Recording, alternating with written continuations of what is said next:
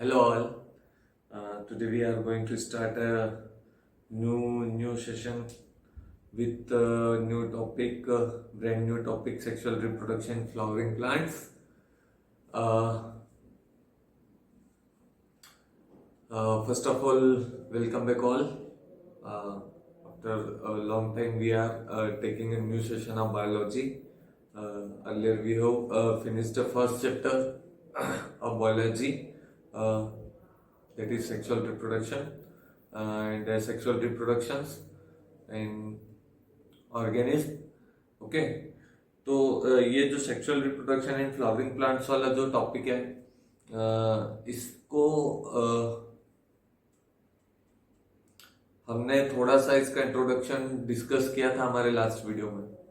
ठीक है, इंट्रोडक्शन में हमने ये भी बताया था कि ये जो सेक्सुअल रिप्रोडक्शन इन फ्लावर है, एक्चुअली ये इसका जो इंट्रोडक्टरी जो पार्ट है वो हमने क्लास 10th में भी डिस्कस किया है. और ये बात मैंने लास्ट वीडियो में भी डिस्कस की थी कि इसका इंट्रोडक्टरी पार्ट डिस्कस करने की जरूरत नहीं है, लेकिन फिर भी मैंने आपको पूरा एक्सप्लेन किया था जो हमने 10th में स्टडी किया है. ठीक है, और अभी फिर से वही इंट्रोडक्टरी पार्ट इसमें है कि सेक्सुअल रिप्रोडक्शन क्या होता है. सब आपको पता है कि मेल और फीमेल गेमेट्स का जो फ्यूजन होता है, उस फ्यूजन से जो जाइगोट बनता है फर्टिलाइजेशन के रिजल्टिंग, और उससे जो फ्रूट और सीड बनते हैं. ठीक है, हम अगर प्लांट की बात करें तो उसमें रिजल्टिंग फ्रूट और सीड ही होगा. जो जाइगोट होगा उससे क्या बनेगा, या तो फ्रूट बनेगा या सीड बनेगा. That is same. ठीक है, तो sexual reproduction in flowering plants में हमने ये इंट्रोडक्टरी पार्ट तो डिस्कस कर लिया है, लेकिन फिर भी इसके कुछ पॉइंट्स है जो हम फ्लावर्स में डिस्कस कर सकते हैं. ठीक है, आपकी जो शिवलाल की बायोलॉजी की बुक है उसमें आप फ्लावरिंग प्लांट्स के सेकंड पेज पे एक ट्री डायग्राम बना हुआ है. ठीक है, उसे आप जरूर देखिए. ठीक है, वो फ्लावर से स्टार्ट होता है, फ्लावरिंग प्लांट से स्टार्ट होता है ना. फिर वो दिखाता है कि फ्लावर्स में स्टामेन्स और कार्पेल्स होते हैं. ठीक है, स्टामेन्स और कार्पेल्स क्या होते हैं, that are reproductory part of flower. ठीक है, जैसे कि एक फ्लावर है, यहाँ फ्लावर में जो दिस टाइप ऑफ जो पार्ट होते हैं वो क्या होते हैं, स्टामेन्स होते हैं. ठीक है, और जो बीच में होता है that is the part which is, और यहाँ पे स्टिग्मा होता है. ठीक है, और ये यहाँ से जुड़ता है, ओवरी होती है, ओव्यूल होता है. ठीक है, ये जो होता है कार्पेल होता है. आप देखेंगे सामने से कि स्टामेन्स जो होते हैं, मतलब जिसमें फिलामेंट होता है, जिसमें एंथर होता है, ये फिलामेंट है. ठीक है, ये एंथर है, और ये स्टिग्मा है. ठीक है, ये स्टिग्मा है, ये स्टाइल है. इसका जो पोलन ट्यूब वाला पार्ट होता है इसको स्टाइल बोलते हैं, है ना. और ये ओवरी है. तो अगर हम कंप्लीटली अगर बात करें कि फ्लावर में, जैसे कि हमने पहले भी डिस्कस किया क्लास 11 में, कि there are 3 or 4 whorl in the one flower. अगर सेक्सुअल रिप्रोडक्शन की बात करें प्लांट्स में तो वो फ्लावर्स के थ्रू होता है. ठीक है, और फ्लावर्स के थ्रू कैसे होता है, या तो एक ही फ्लावर में मेल और फीमेल सेक्सुअल रिप्रोडक्शन के लिए मेल और फीमेल दोनों ऑर्गन्स होते हैं. ठीक है, रिप्रोडक्टिव ऑर्गन्स होते हैं एक ही फ्लावर में, या फिर एक ही प्लांट के, या फिर किसी दूसरे फ्लावर में, या फिर किसी दूसरे प्लांट के में एक में मेल पार्ट होता है और एक में फीमेल पार्ट होता है.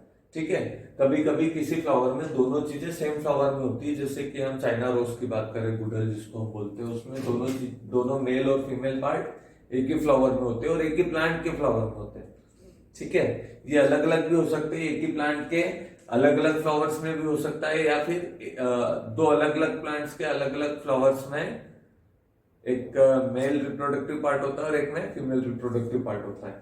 ठीक है, और किसी भी फ्लावर में जिसमें मेल और फीमेल रिप्रोडक्टिव पार्ट्स है उसमें 4 वॉल्स होते हैं. 4 वॉल्स में सबसे नीचे वो जो आता है आपका कैलिक्स आता है.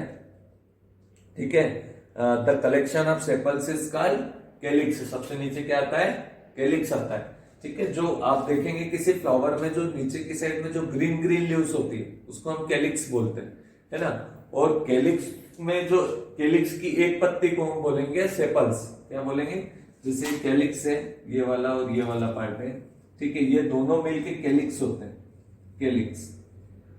लेकिन अगर हम एक ही पत्ती की बात करें तो हम इसको सेपल बोलेंगे, हम इसको क्या बोलेंगे, सेपल। ठीक है, लेकिन इसके अलावा फ्लावर्स में आपको पता है कि ये जो एंथर वेंथर, इसके अलावा पेटल्स होते हैं, मतलब पत्तियां होती हैं, चाहे रोज जो रोज होता है उसमें रोज कलर क्या होती है, लीव्स होती है। तो जो लीव्स होती है उनको हम क्या बोलते हैं, पेटल्स बोलते हैं। ठीक है, ये यहां पर ये 1 2 3 4 ये जो पेटल्स होती हैं अलग अलग, इनको हम सेपरेटली पेटल्स बोल सकते हैं और कलेक्टिवली इनको कोरोला बोल सकते हैं। ठीक है, कोरोला। अगर इन सारी पेटल्स को मिला दें तो इनको कलेक्टिवली हम कोरोला बोल सकते हैं, और अगर अलग अलग बोलना है तो हम इनको पेटल्स बोल सकते हैं। वहीं जो नीचे ग्रीन लीव्स होती है उसके नीचे, उसको सेपरेटली हम कैलिक्स बोल सकते हैं और कलेक्टिवली हम उसको सेपल्स, सॉरी, सेपरेटली हम उसको सेपल्स बोल सकते हैं और कलेक्टिवली हम उसको कैलिक्स बोल सकते हैं। ठीक है, तो these are the calyx, this is the first whorl of flower, WHORL। ठीक है, ये वर्ल हमने 11th में भी पढ़ा है। ठीक है, तो फर्स्ट वर्ल होता है कैलिक्स, ठीक है, सेकेंड वर्ल होता है corolla, that is petals, and calyx that is sepals, collection of sepals, and that is collection of petals is called corolla. Okay, then the third wall is the male part, male reproductive part, that is I think what it is called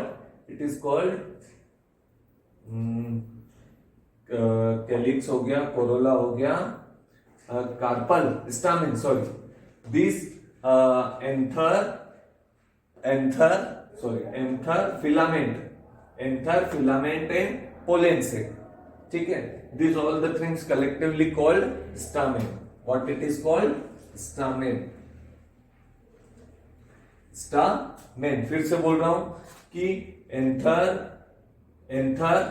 this is the part where what found, pollens found, and this tube is called filament and anther collectively called stamen. Okay, आपके उस tree diagram में भी देखेंगे तो flowers में stamen होते हैं। ठीक है, स्टामेन्स में पोलन सेक्स होते हैं, ठीक है, और पोलन सेक्स में पोलेंस होते हैं, है ना। That is really required for sexual reproduction in flowering plants. ठीक है, that is gamete, male gamete, what it collects, that is collect male gamete, and this is the third whorl which is called stamen. Okay, and the fourth whorl is that is the collection of stigma, opening tube of pollen tube and ovary, that is called stigma. Then that is the tube where along with this pollen travels from this to ovary. This part is called pollen tube. Okay, this part is called pollen tube. ठीक है, ये pollen tube हो गई आपकी। ठीक है, what happens there,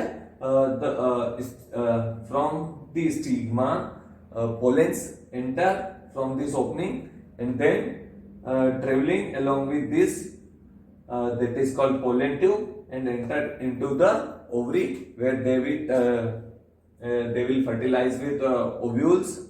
Okay, and after fertilization they will have what, zygote. Okay, by the fusion of that pollens and that ovules. ठीक है, तो thrice are things, ovary, pollen tube and stigma makes collectively what, carpel और pistil, इसको carpel भी बोलते हो और pistil भी बोलते हैं। Stigma, pollen tube and ovary collectively either pistil or carpel. ठीक है, तो इन तीनों को मिला के इसको क्या बोलते हैं, कार्पल। ये आपका फ्लावर है, कंप्लीट फ्लावर। ठीक है, इसमें 4 वॉल्स होते हैं, फिर से बता दूं, कैलिक्स, कोरोला, उसके बाद में स्टामेन और उसके बाद में पिस्टिल या फिर कार्पल। ये आपके इसमें भी लिखा हुआ है। ठीक है, तो यहाँ ट्री डायग्राम होता है, फिर इसमें ट्री डायग्राम में कार्पल्स में या पिस्टिल में ओव्यूल्स होते हैं। ठीक है, और स्टामेन्स में पोलन सेक्स होते हैं, पोलन सेक्स में पोलन ग्रेन्स होते हैं। आप ट्री डायग्राम देखिए पेज नंबर 32 शिवलाल में नहीं में। ठीक है, और उसमें ओव्यूल्स में एम्ब्रियो सेक होता है, जिसमें एम्ब्रियो बनता है। एक्चुअली एम्ब्रियो सेक होता है, वहां पर ओव्यूल्स होते हैं। ओव्यूल्स मतलब फीमेल गेमेट होते हैं, और फीमेल गेमेट से फर्टिलाइजेशन करके कौन पोलेंस करते हैं, फर्टिलाइजेशन कौन करते हैं, पोलेंस। ठीक है, तो पोलेंस फर्टिलाइजेशन करके और क्या बनाते हैं, जाइगोट। क्या बनाते हैं, जाइगोट, और जाइगोट से क्या बनता है, एम्ब्रियो बनता है। यहाँ पर आप जो 2n देख रहे हैं, 2n देख रहे हैं, 1n देख रहे हैं, 3n देख रहे हैं, दीज आर नथिंग बट हमने जो 11th में पढ़ा है मिटोसिस, मियोसिस। मियोसिस में हेप्लॉइड सेल्स बनती है। अगर मियोसिस से सेल डिवीजन हो रहा है तो वहां पे हेप्लॉइड बनता है, 1 सेट ऑफ क्रोमोसोम्स। और मिटोसिस जो होता है, ठीक है, हमने जो पढ़ा है उसको मैं रिमाइंड करवा देता हूं आपको कि इसमें जो 2n, 3n, 1n आता है वो क्या है। ठीक है,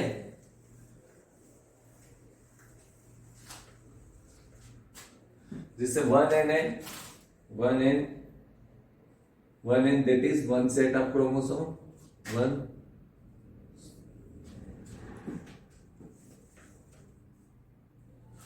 1n that is 1 set of chromosome, 1 set of chromosome। ठीक है, उसके बाद में 2n that is 2 set of chromosome, 1 set of chromosome that is 2 chromosome। ठीक है, कितने होते हैं, 2 chromosome. 2 set of chromosomes, 2 set of chromosome,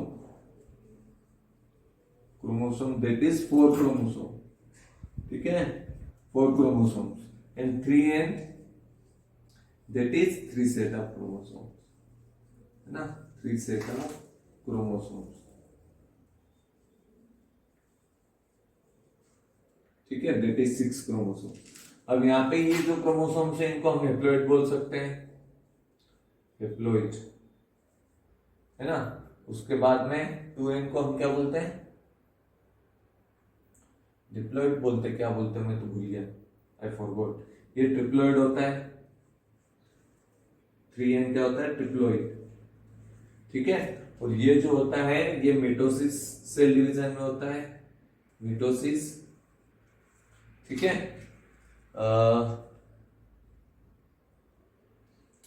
embryo, 2 male gametes, mitosis, meiosis, कहाँ पढ़ा था मिटोसिस मैंने,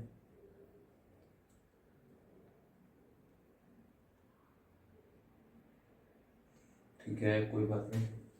ये 2n chromosome, 2 sets of chromosomes कब बनते हैं, जब मिटोसिस सेल डिवीजन होता है, और हेप्लॉइड में जो एक सेट ऑफ क्रोमोसोम बनता है, ये मियोसिस होता है। ठीक है,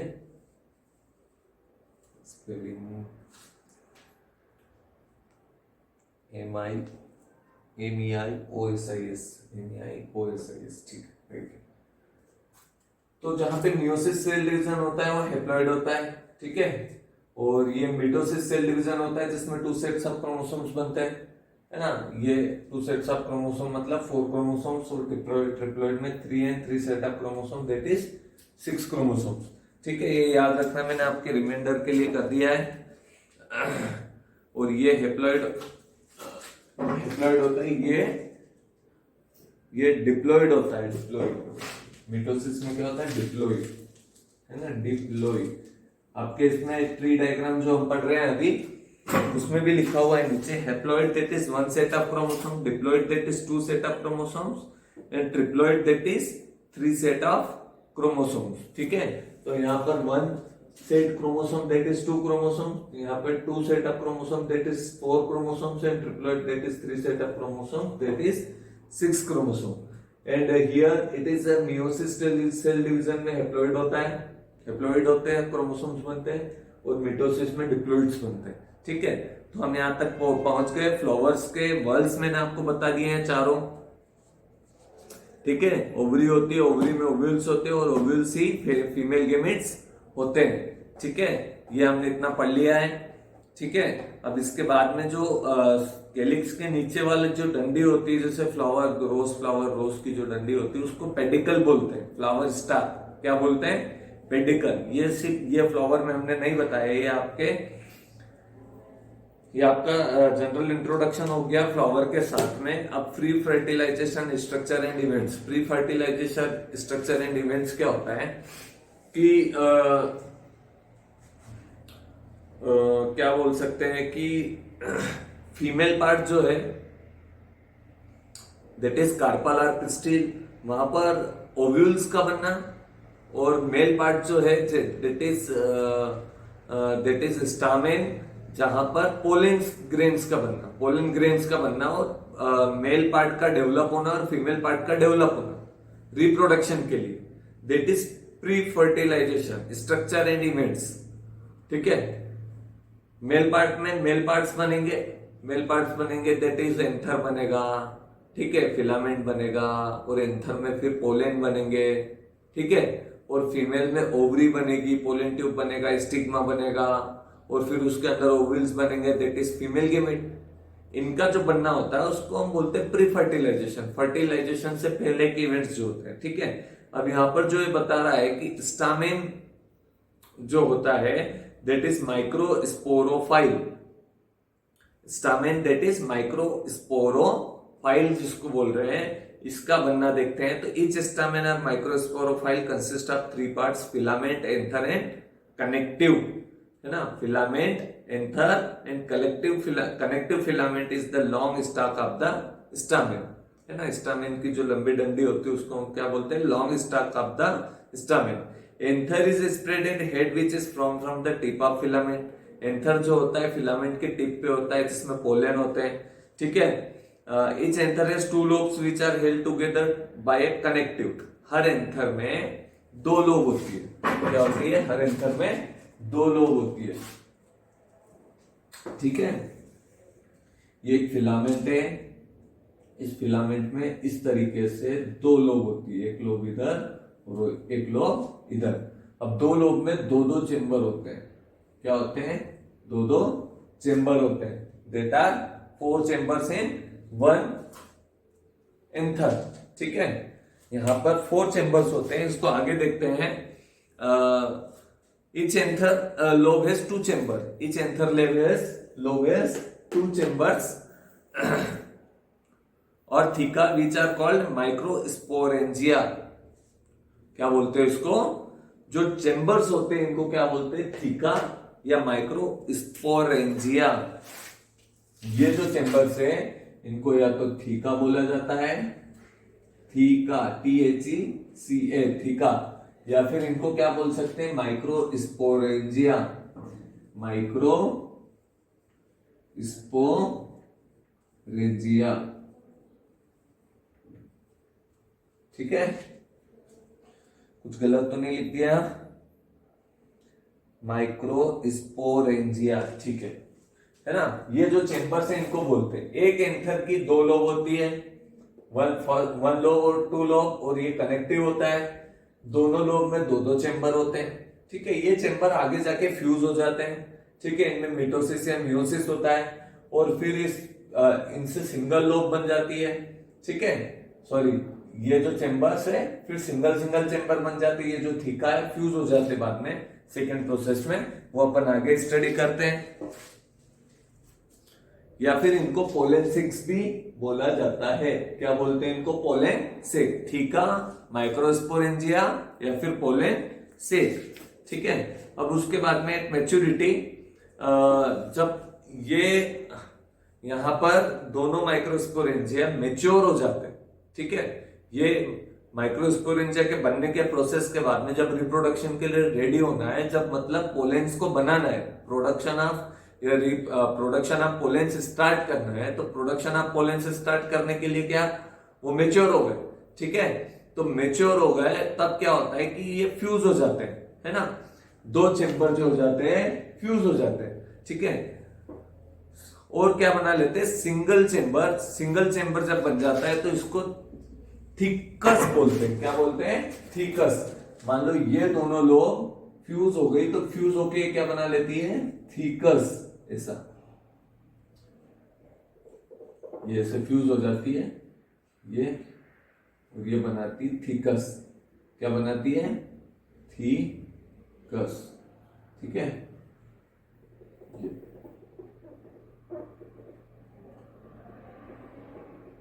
ये थिकस बना लिए, मतलब दोनों चेंबर फ्यूज हो गए, है ना। तो इसको बोलते हैं हम थिकस। THECOUS, थिकस। यूएस, थिकस। ठीक है, तो यहां पर बन गए थिकस। ये टर्म्स याद रखना है आपको। पहले वो सिंगल सिंगल थे तो उनको थीका, माइक्रोस्पोरेंजिया, पोलेंसेक बोल रहे थे। After maturity it is called thecous, जब दोनों चेंबर फ्यूज होके सिंगल चेंबर बना रहे। ठीक है, such an anther is called dithecous, है ना। जहां पे दो चेंबर फ्यूज होके एक सिंगल चेंबर बनाते और दोनों तरफ दो दो चेंबर फ्यूज होके दो चेंबर बनाते। कितने? यहाँ पे एक चेंबर इधर बना है और एक चेंबर इधर, तो इन दोनों चेंबर को मिला के हम बोलते हैं डाइथिकस। क्या बोलते हैं? डाइथिकस। ठीक है, किसी किसी फ्लावर में क्या होता है कि एक ही दो ही चेंबर होते हैं और सिंगल लोब होती है एंथर में। किसी प्लांट्स में, किसी फ्लावर में क्या होता है, कोई कोई प्लांट ऐसे होते हैं जिनमें सिर्फ एक दो चेंबर होते हैं और सिंगल लोब होती है एंथर में। एंथर में दो लोब नहीं होती, दो लोब नहीं होती, सिंगल लोब होती, तो दो चेंबर ही बनेंगे।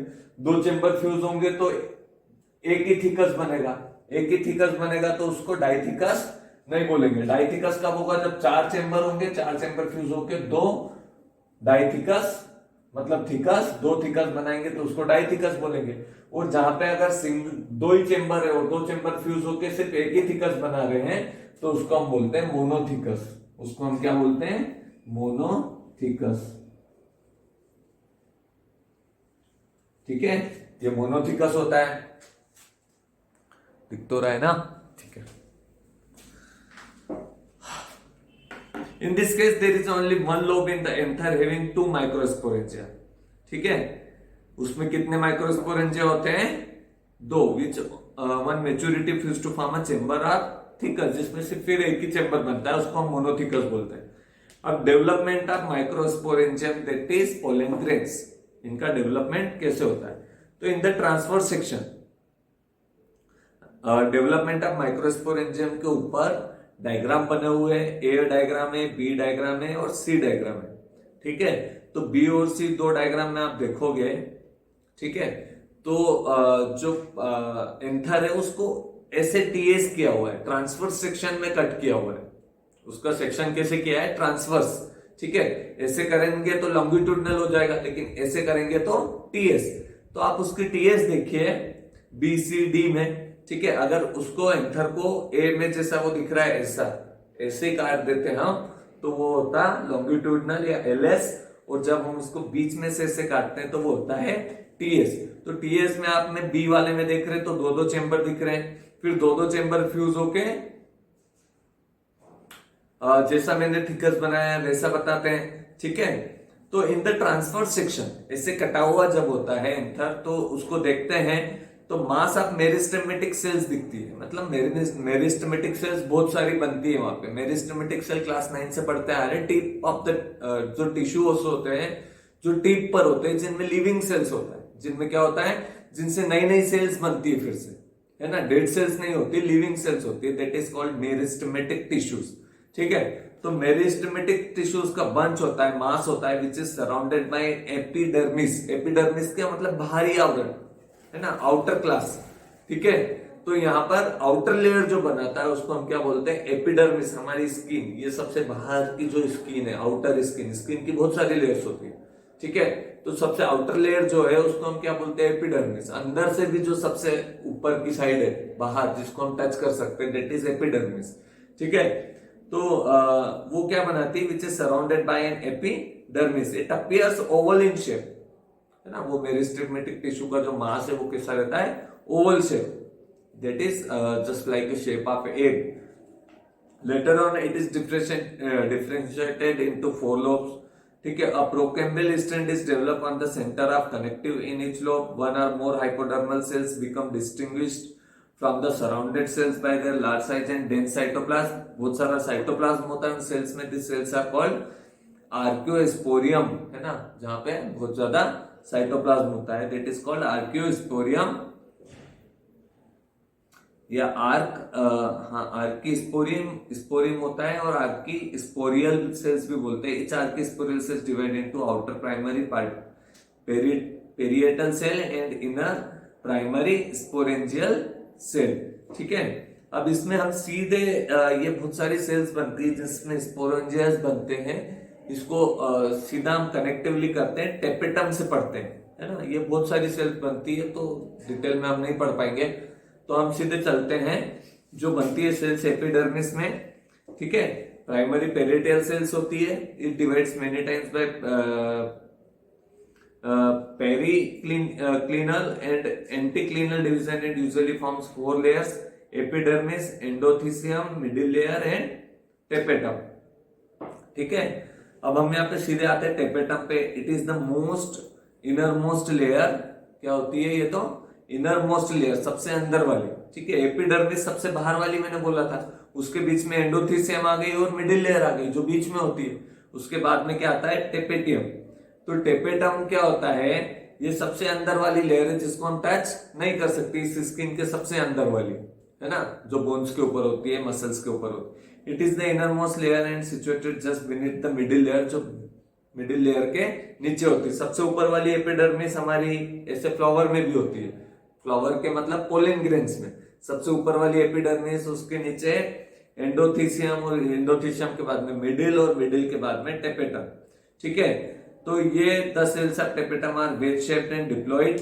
2n होती है, मतलब 4 क्रोमोसोम्स का सेट होता है। It cells are large and possess dense cytoplasm, इसमें भी साइटोप्लाज्म बहुत सारा होता है। The matured cells of tapetum are often polyploid. Polyploid मतलब हैप्लॉइड, डिप्लॉइड, ट्रिप्लॉइड, पॉलीप्लॉइड, बहुत सारे क्रोमोसोम्स बनाती है। टेपेटम के फंक्शंस क्या है? टेपेटम क्या करता है?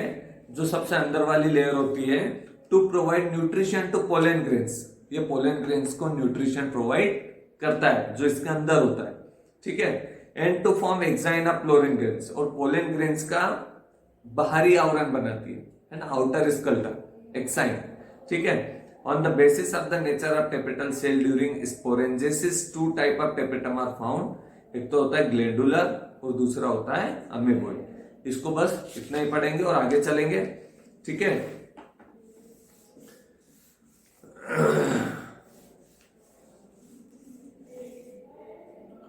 अब इसमें एक चीज बताना मैं आपको भूल गया कि टेपेटम होता कहाँ है। तो टेपेटम पेज नंबर 35 पे आप देखेंगे, सबसे लास्ट वाला एफ वाला डायग्राम। एफ वाले डायग्राम में सबसे अंदर की जो लेयर है, सबसे ऊपर की तो एपिडर्मिस हो गई, है ना। उसके बाद में एंडोथीसियम हो गई, एपिडर्मिस के बाद में एंडोथीसियम, एंडोथीसियम के बाद मिडिल लेयर, और मिडिल लेयर के बाद में आपको बारीक बारीक छोटे छोटे दाने दिख रहे होंगे पोलन ग्रेन्स के या माइक्रोस्पोर्स के आसपास, मदर सेल्स के आसपास, उसको हम बोलते हैं टेपेटम, है ना। ये न्यूट्रिशन और एक्साइन बनाता है, न्यूट्रिशन प्रोवाइड करता है पोलन ग्रेन्स को, और एक्साइन मतलब बाहरी आवरण बनाता है। ठीक है, आउटर स्कल्टन। तो ये टेपेटम होता है। एपिडर्मिस भी आपको एफ वाले डायग्राम में साफ साफ दिख रही होगी, एंडोथीसियम भी दिख रही होगी। एंडोथीसियम कितनी बड़ी बड़ी होती है, और उनके बीच में वैक्यूल होता है, स्पेस होता है बहुत ज्यादा। ठीक है। मिडिल लेयर होता है, और मिडिल लेयर के बाद में टेपेटियम आते हैं। टेपेटियम के अंदर माइक्रोस्पोर्स या फिर मदर सेल्स होते हैं। ठीक है। अब इसमें हम चलते हैं सीधा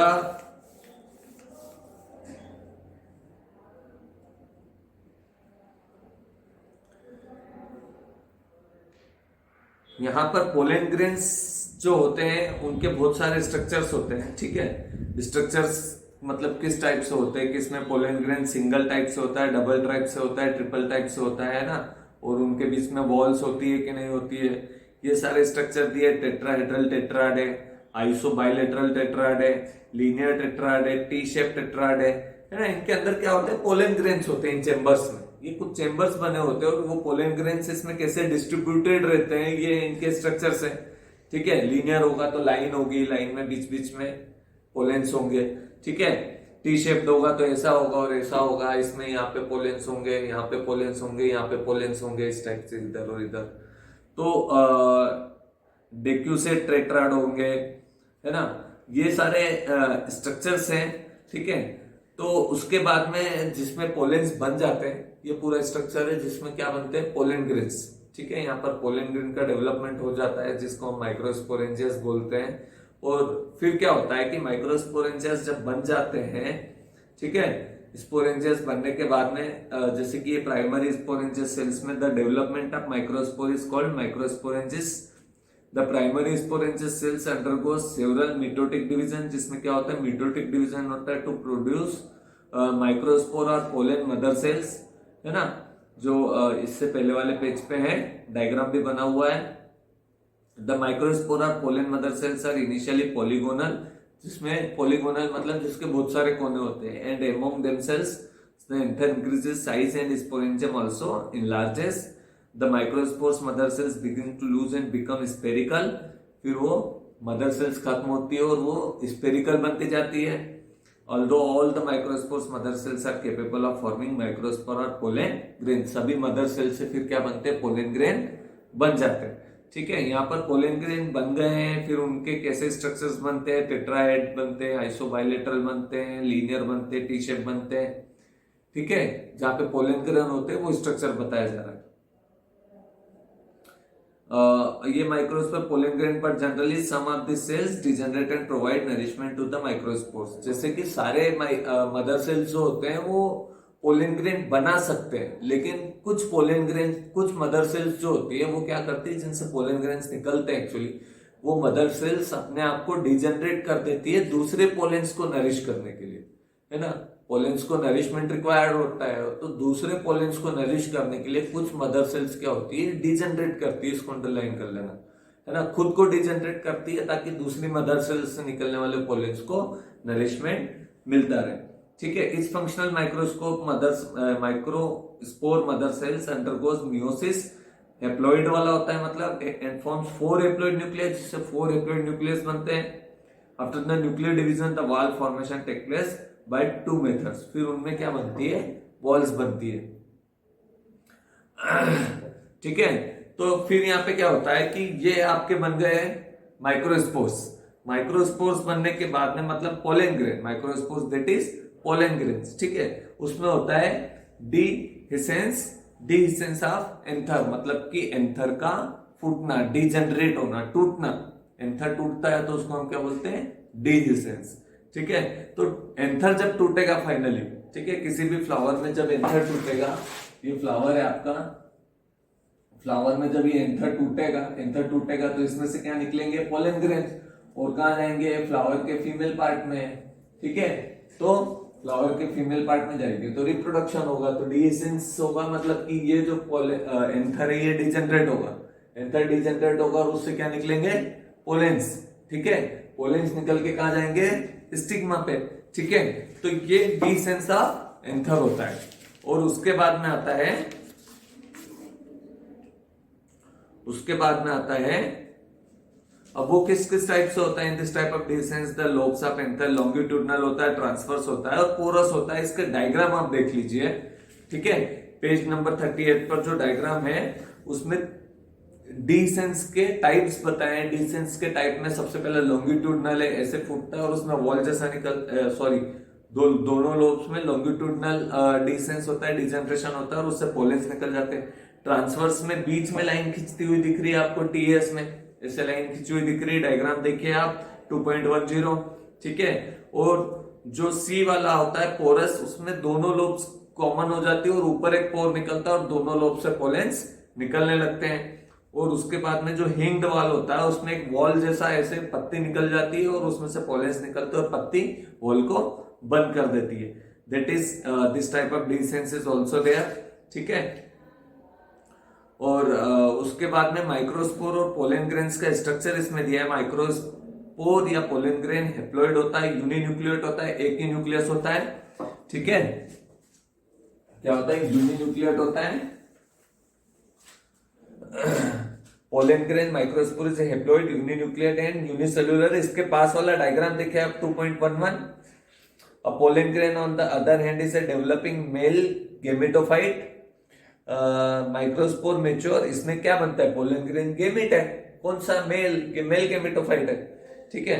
microspore matures much before the dehiscence of anther, है ना। डीसेंस ऑफ एंथर होता है, उससे बहुत पहले ही माइक्रोस्पोर जो होते हैं वो मेच्योर हो जाते हैं, लेकिन डीसेंस बहुत बाद में होता है। Etch mature microspore is surrounded bye 2 walls. कौन कौन सी वॉल होती है?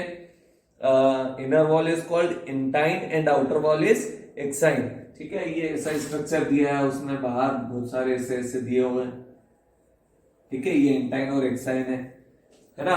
और बीच में बहुत बड़ा वैक्यूल जैसा है, यहाँ पे न्यूक्लियस, ठीक है। और न्यूक्लियस नीचे और ऊपर वैक्यूल है, ये वैक्यूल है, वैक्यूल, और नीचे यहाँ पे न्यूक्लियस है।